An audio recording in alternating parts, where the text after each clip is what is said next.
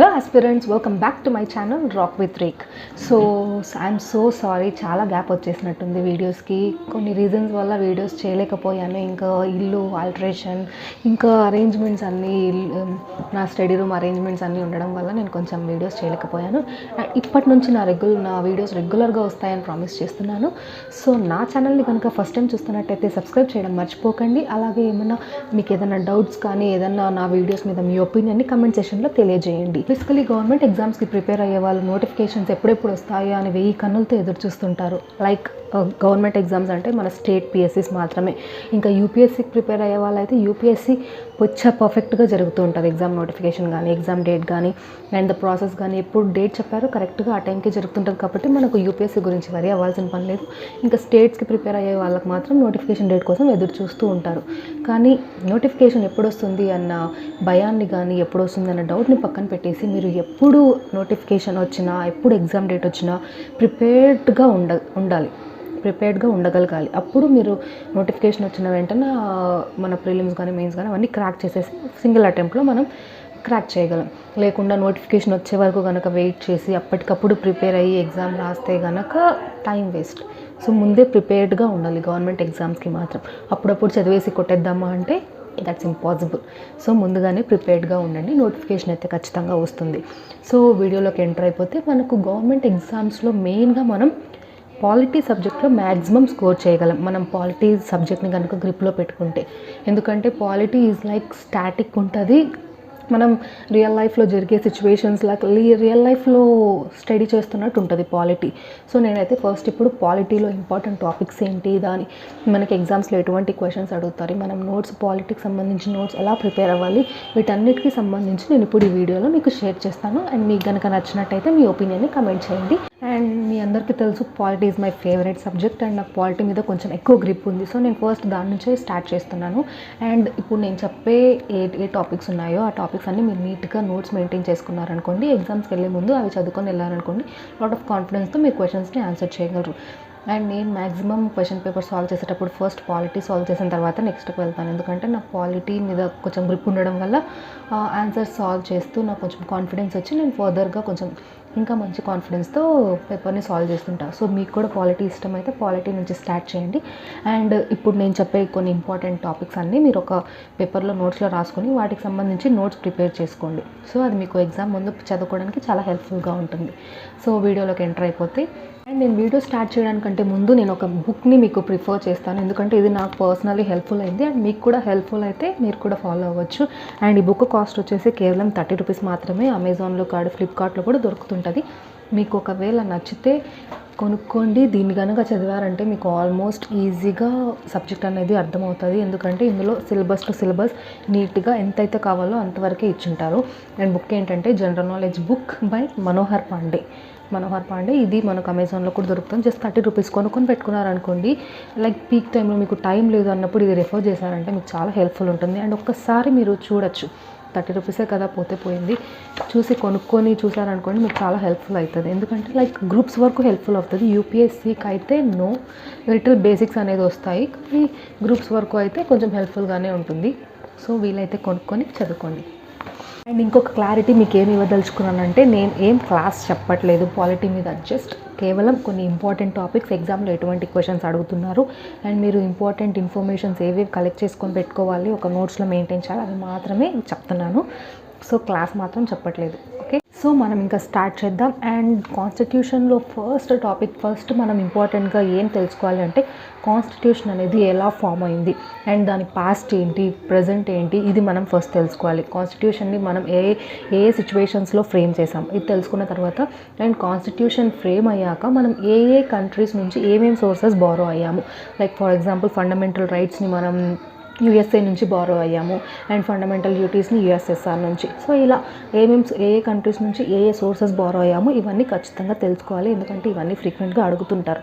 And ఇవన్నీ తెలుసుకున్న తర్వాత నెక్స్ట్ మీకు ఒక టాస్క్ ఏంటంటే, ఎన్ని ఆర్టికల్స్ ఉన్నాయి మన కాన్స్టిట్యూషన్లో, ఎన్ని షెడ్యూల్స్ ఉన్నాయి, ఎన్ని పార్ట్స్ ఉన్నాయి. ఇది కొంతమంది కన్ఫ్యూజ్డ్గా ఉంటారు. నంబర్ ఒకసారి 25 పార్ట్స్ అంటారు, ఒకసారి 22 పార్ట్స్ అంటారు, షెడ్యూల్స్ 8 అంటారు, 12 అంటారు, ఇంకా ఆర్టికల్స్ ఇలా సో ఇప్పుడు మీరు కరెక్ట్ పర్ఫెక్ట్ నెంబర్ని తెలుసుకొని నాతో కమెంట్ సెషన్లో తెలియజేయండి. తెలియని వాళ్ళకి కూడా మీరు ఆన్సర్ చెప్పినట్టు ఉంటుంది. సో నేను ఇవన్నీ నెక్స్ట్ వీడియోలో చెప్తాను, ఈ క్వశ్చన్స్కి ఆన్సర్స్ అన్ని. సో ప్రజెంట్ మీరైతే ఎన్ని ఆర్టికల్స్ ఉన్నాయి, ఎన్ని పార్ట్స్ ఉన్నాయి, ఎన్ని షెడ్యూల్స్ ఉన్నాయి ఎవరికైనా తెలుసుంటే కమెంట్ సెషన్లో తెలియజేయండి. ఇది మీకెందుకు తెలుసుకొని కమెంట్ సెషన్లో తెలియజేయమని చెప్తున్నానంటే, ఒకవేళ కొత్తగా ప్రిపరేషన్ స్టార్ట్ చేసిన వాళ్ళు ఉంటారు, లైక్ ఇలా అలా వాళ్ళు ఒకవేళ ఇలా చెప్పామనుకోండి, రీసెర్చ్ చేసి ఆరల్స్ వెతికో మనకు కమెంట్ సెషన్లో తెలియజేస్తారు. తెలియని వాళ్ళు కూడా చూసి తెలుసుకుంటారు.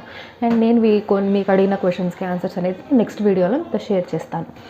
అండ్ కాన్స్టిట్యూషన్ ఫ్రేమ్వర్క్ అయిపోయింది. అలాగే ఏ సోర్సెస్ నుంచి ఏ కంట్రీస్ నుంచి బారో చేసామనేది తెలుసుకున్నాం. అండ్ అలాగే ఆర్టికల్స్ పార్ట్స్ అవన్నీ మనం నెక్స్ట్ వీడియోలో చూద్దాం. ఒకవేళ మీరు ట్రై చేయండి, ఒకవేళ తెలుసుంటే కమెంట్ చేయండి, తెలియకపోతే తెలుసుకొని కమెంట్ చేయండి.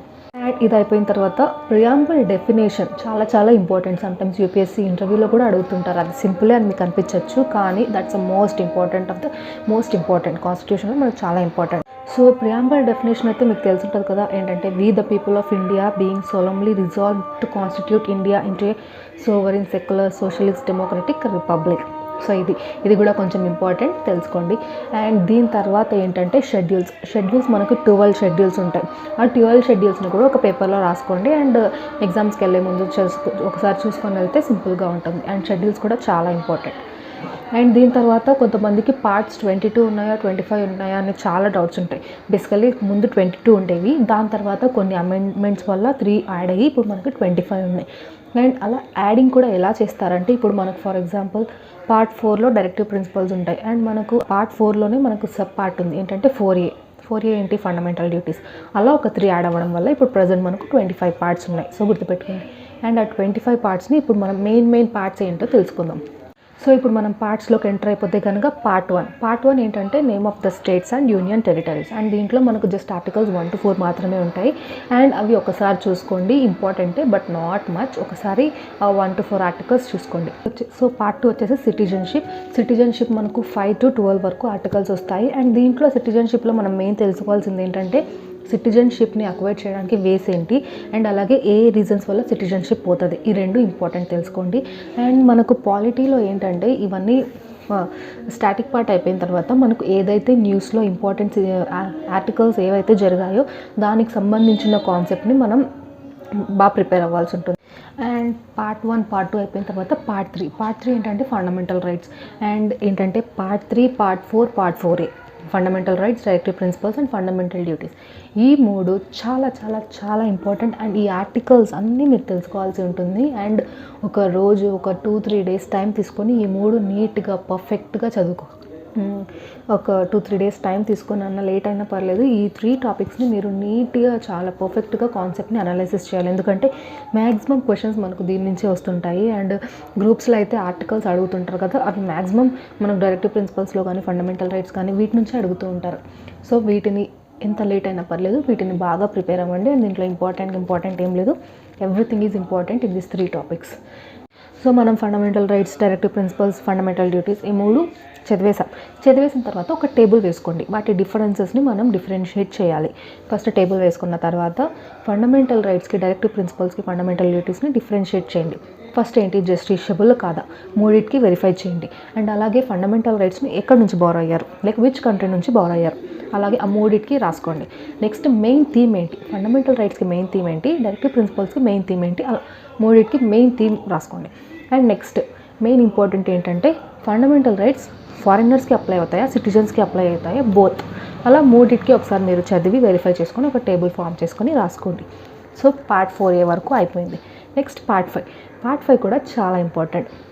పార్ట్ 5లో ఏంటంటే మనకు పార్ట్ 5 ఏంటంటే యూనియన్ గవర్నమెంట్లో మనకు union executive, union legislative and union judiciary ఈ 3 ఉంటాయి. అండ్ యూనియన్ ఎగ్జిక్యూటివ్ ఏంటంటే విచ్ ఎగ్జిక్యూట్స్ ద లా, అలాగే యూనియన్ లెజిస్లేటివ్ ఏంటంటే which frames the law, which make the law అలా. అండ్ జ్యుడిషియరీ ఏంటంటే విచ్ అడ్జుడికేట్స్ ద లా. ఈ 3 చదివేసిన తర్వాత మనకు ఎగ్జిక్యూటివ్లో ఎవరెవరు వస్తారంటే president, vice president, council of ministers, అలాగే ప్రైమ్ మినిస్టర్. అండ్ యూనియన్ లెజిస్లేటివ్లో ఎవరెవరు వస్తారంటే రాజ్యసభ అండ్ లోక్సభ. అండ్ జ్యుడిషియరీలో as you all know supreme court. ఈ 3 గురించి మనం చదువుకోవాలి. అండ్ ఈ 3లో మనకు మెయిన్ ఏంటి అనేది నేను ఇప్పుడు మీతో షేర్ చేస్తాను. నేను ఎగ్జిక్యూటివ్లో నేను మీకు చెప్పినట్టు president, vice president, prime minister, council of ministers ఉంటారు కదా, వీళ్ళందరికీ మనం ఒక టేబుల్ వేసుకోవాలి. టేబుల్ వేసుకున్న తర్వాత అందరికీ కొన్ని కామన్ పాయింట్స్ ఉన్నాయి, కామన్ హెడ్డింగ్స్ ఉన్నాయి. దాన్ని మనం డిఫరెన్షియేట్ చేసుకున్నాం అనుకోండి, ఎగ్జామ్ ముందు కొంచెం ఈజీగా అవుతుంది. ఎందుకంటే అన్నీ సిమిలర్గా అనిపిస్తాయి. ఎగ్జామ్లో ఆప్షన్స్ మనల్ని చాలా కన్ఫ్యూజ్ చేస్తాయి. ఒక క్లారిటీ అనేది ఉండాలంటే ఒక టేబుల్ వేసుకొని డిఫరెన్షియేట్ చేసుకోండి. సో ఏ సబ్ టాపిక్స్ మీద మనం టేబుల్ వేసుకోవాలంటే ఫస్ట్ మనకు ప్రెసిడెంట్కి కానీ వైస్ ప్రెసిడెంట్కి కానీ అవ్వాలంటే క్వాలిఫికేషన్స్ ఏంటి, ఏమేమి ఉండాలి క్వాలిఫికేషన్స్, అది ఒక టాపిక్ మీద మనం ఒక హెడ్డింగ్ మీద మనం డిఫరెన్షియేట్ చేసుకోవాలి అందరికీ. అండ్ అలాగే టర్మ్ ఏంటి, టెన్యూర్ ఏంటి, మెథడ్ ఆఫ్ ఎలక్షన్ ఏంటి, అండ్ ఎవరు ఎలక్ట్ చేస్తారు, అండ్ ఎవరు ఎలక్ట్ చేస్తారు అనేది చాలా ఇంపార్టెంట్. ఎందుకంటే అందరికీ ఒకరే ఎలక్ట్ చేయరు, డిఫరెంట్గా లైక్ ఎమ్మెల్యేస్, ఎంపీస్ ఇట్లా డిఫరెంట్గా ఎలక్ట్ చేస్తారు. అది మీరు ఒకసారి వెరిఫై చేసి ఒక టేబుల్లో నీట్గా రాసుకోండి. అండ్ ఇదంతా అయిపోయిన తర్వాత డిస్క్వాలిఫికేషన్స్కి ఏం గ్రౌండ్స్ ఉన్నాయి అందరికీ మనం ఒక డిఫరెన్షియేట్ చేస్తూ రాసుకోవాలి.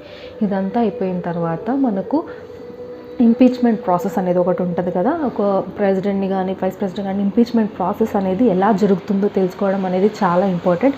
అండ్ ఎలా జరుగుతుందో తెలుసుకొని ఒక చిన్న సింగిల్ లైన్లో మనకు అర్థమయ్యేలాగా రాసుకోండి, మనకు అది చాలా హెల్ప్ఫుల్ అవుతుంది. అండ్ దీని తర్వాత మోస్ట్ ఇంపార్టెంట్ పవర్స్ రాసుకోవాలి. ప్రెసిడెంట్ పవర్స్ ఏంటి, వైస్ ప్రెసిడెంట్ పవర్స్ ఏంటి, ప్రైమ్ మినిస్టర్ పవర్స్ ఏంటి, ఇవన్నీ ఈ టాపిక్స్ మీద మనం డిఫరెన్షియేట్ చేసుకొని రాసుకోవడం చాలా ఇంపార్టెంట్. ఎందుకంటే మీకు చాలా సింపుల్గా ఉంటుంది ఎగ్జామ్ ముందు చదవడానికి. సో కొంచెం టైం తీసుకున్న పర్వాలేదు, ఒక డిఫరెన్షియేటింగ్ టేబుల్ అనేది వేసుకోండి. అండ్ దీని తర్వాత మనకు బిల్స్ ఉంటాయి. బిల్స్ తెలుసు కదా, like money bills, financial bills, ఇవన్నీ వీటి గురించి కూడా మనం బాగా తెలుసుకోవాలి. అండ్ బిల్స్లో మనకు ఏంటంటే ఒక్కొక్క బిల్లు ఎక్కడ ఇనిషియేట్ చేస్తారో, లోక్సభలోనో రాజ్యసభలోనో అది తెలుసుకోవాలి. అండ్ బిల్ అనేది సింపుల్ మెజారిటీతో పాస్ అవుతుందా, స్పెషల్ మెజారిటీతో పాస్ అవుతుందా, ఇది తెలుసుకోవాలి, రాసి పెట్టుకోవాలి. అండ్ దీని తర్వాత మనకు ఒకవేళ లోక్సభ నుంచి రాజ్యసభ పంపించిన తర్వాత డెడ్లాక్ వచ్చిందనుకోండి, డెడ్లాక్లో మనకు జాయింట్ సిట్టింగ్ ఉంటుందా లేదా, ఈ మూడు మనం బిల్స్లో మెయిన్గా తెలుసుకోవాలి. అండ్ నేను మీకు ఆల్రెడీ చెప్పాను, నేను క్లాస్ చెప్పట్లేదు, నేను జస్ట్ ఏవి తెలుసుకోవాలి అనేది మాత్రమే చెప్తున్నాను. మీరు దాన్ని ప్రిపేర్ అయ్యి వెరిఫై చేసి మీరు నోట్స్ ప్రిపేర్ అవ్వండి. మీరే తెలుసుకున్నారనుకోండి ఇంకా బాగా గుర్తుంటుంది. మేము చెప్తే రాసుకుంటారు, ఓకే, అదంతా సింపుల్గా ఉంటుంది. కానీ మీరు చదువుకొని అనాలిసిస్ చేసి కనుక నోట్స్ ప్రిపేర్ చేసుకుంటే దాని నాలెడ్జే వేరు. సో నెక్స్ట్ బిల్స్లో నేను ఏం చెప్పాను, బిల్స్లో మనకు ఇంకా ఏంటంటే ప్రియర్ పర్మిషన్ ఆఫ్ ప్రెసిడెంట్ అవసరమా లేదా, ఇవన్నీ తెలుసుకొని నీట్గా రాసుకో. యూనియన్ ఎగ్జిక్యూటివ్ అయిపోయింది. ఎగ్జిక్యూటివ్ తర్వాత లెజిస్లేటివ్లో మనకు లోక్సభ, రాజ్యసభ ఉంటుంది. అండ్ దీనికి కూడా సేమ్, దీని కంపోజిషన్ ఏంటి, దీంట్లో ఎవరెవరు మెంబర్స్ ఉంటారు, దీని టెన్యూర్ ఏంటి, టర్మ్ ఏంటి, క్వాలిఫికేషన్స్ ఏంటి అవ్వడానికి member of parliament, and disqualifications ఏంటి, ఇవన్నీ తెలుసుకోవాలి. అండ్ సెంటర్లో వచ్చేసి మనకు సుప్రీంకోర్టులో మనం ఏం తెలుసుకోవాలి అంటే సుప్రీంకోర్టులో మన జడ్జెస్కి కానీ క్వాలిఫికేషన్ ఏంటి, సుప్రీంకోర్టులో ఎవరెవరు ఉంటారు, ఎంతమంది ఉంటారు, దాని కంపోజిషన్ ఏంటి, ఇవన్నీ మనం సుప్రీంకోర్టు గురించి. అండ్ సో మనం పార్ట్ 6కి వచ్చేసరికి స్టేట్ గవర్నమెంట్లో కూడా యాజ్ టర్మినాలజీస్ అన్నీ సేమ్ ఉంటాయి.